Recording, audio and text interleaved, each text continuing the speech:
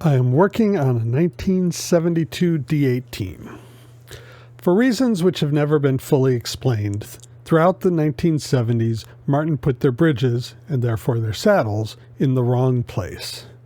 Well, I've heard very reasonable explanations. The problem is, I've heard about 4 or 5 different explanations, and I wouldn't have a clue which one is correct.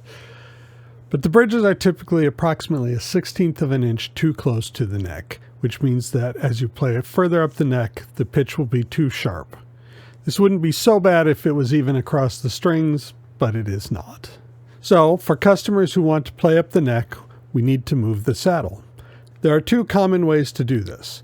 Fill and recut the saddle slot, or make a new, larger bridge, what we call a saddleback bridge, which allows you to cut the saddle slot in the correct place.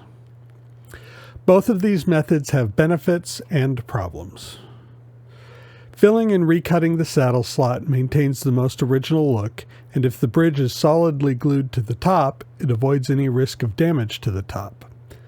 However, it also moves the saddle very close to the bridge pins, which can create a very sharp break angle over the saddle, particularly for the low E string, which can cause excessive string breakage.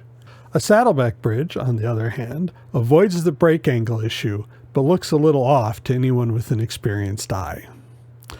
I usually prefer to make a new bridge, but typically will fill and recut the saddle slot if the bridge is solidly attached and there is enough room to keep the bridge pins from being too crowded. On this guitar, the bridge was very solidly attached and there was plenty of room to just fill and recut the saddle. The piece inlaid into the bridge is pretty much made exactly like a saddle and glued in, then trimmed flush. Then, the new saddle slot can be cut in the correct place using a router and a saddle slotting jig. Please comment, like, and subscribe.